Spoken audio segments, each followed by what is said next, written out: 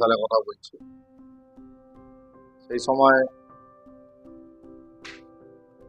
এলাকায় মানুষের কাজ করতাম, টুকটাক সমাজ সেবা করার ইচ্ছা ছিল, মানসিকতা ছিল। কাজ করতাম, কাজ করতে গিয়ে কেশপুরে তখন লড়াই চলছে। কেশপুর লড়াই টিভিতে দেখতাম মোহাম্মদ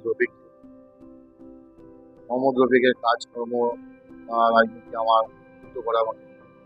সেই সময় মোহাম্মদ রফিকের কাছে গিয়ে আমি তৃণমূলে যোগ দিয়েছিলাম এবং তখন থেকেই পথ চলা শুরু হয়েছিল। চলতে চলতে আজকে 2024-এ। দেখুন, সেটা কথা না, আমি দলের সৈনিক। দল যখন যেভাবে আমার কাজে লাগিয়েছে আমি সেভাবে কাজ করেছি। আগামী দিনে দল যেভাবে আমার কাজে লাগাবে আমি সেভাবেই কাজ করবো, দলের বাইরে তো আমি নই। আমি দলের একজন কর্মী হিসাবে কাজ করতে চাই।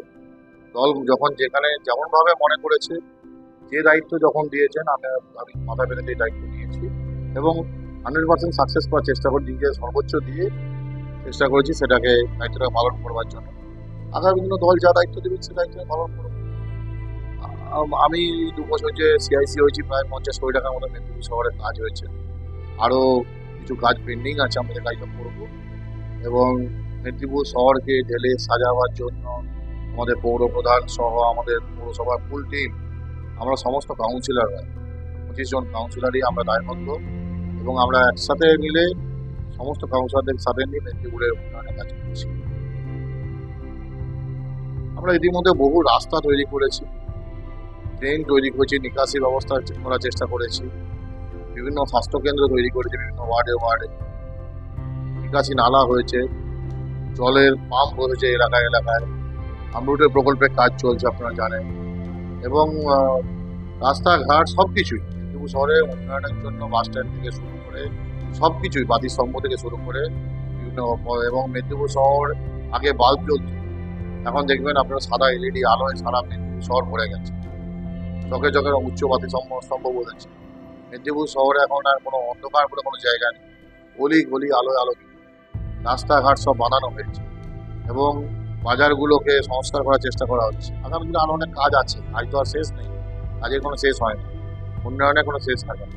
আজ আমরা করেছি, আজ এই পৌরবর্তী করছে, আগামী দিনেও করবো।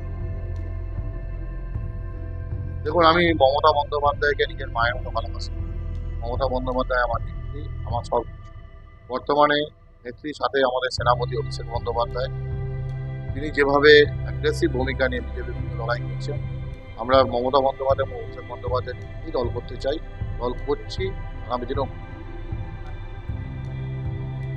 ভাবনা চিন্তা বলতে মেদিনীপুরে আরো অনেক উন্নয়ন প্রয়োজন, যেমন নিকাশি ব্যবস্থা মেদিনীপুরে একটা বড় সমস্যা, সেই ব্যবস্থাগুলো করার চেষ্টা করছি। দাঁড়িবাঁধ খাল এবং ধর্মা যে খাল দিয়ে আছে সেই খাল দিয়ে আমরা সংস্কারের ব্যবস্থা করছি, চেষ্টা চালাচ্ছি।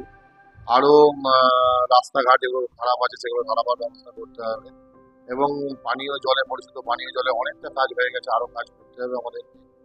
সর্বোপরি আমাদের বাজারগুলোকে আরো মডিফাইড করতে হবে, বাজারগুলোকে আরো উন্নত মানের করতে হবে। তারপর হচ্ছে আপনার বিভিন্ন এইসব যে কাজগুলো আছে, যানবাহন মানে নিয়ন্ত্রণ, মেদিনীপুর শহরের ভিতরে সেগুলো একটা পার্কিং এর ব্যবস্থা করা, সেটাও আগামী দিনে করার চিন্তা ভাবনা আছে। এরকম আরো অনেক কাজ আছে যেগুলো আমাদের আগামী দিনে করতে হবে। সেই কাজগুলো আমরা করব। আমাদের পৌর বোর্ড, আমাদের বিধায়িকা, সরকার, আমাদের পশ্চিমবঙ্গ সরকারের নগর উন্নয়ন দপ্তর সবাই মিলে হেল্প করছে এবং সাহায্য করছেন বলেই আমরা কাজ করছি।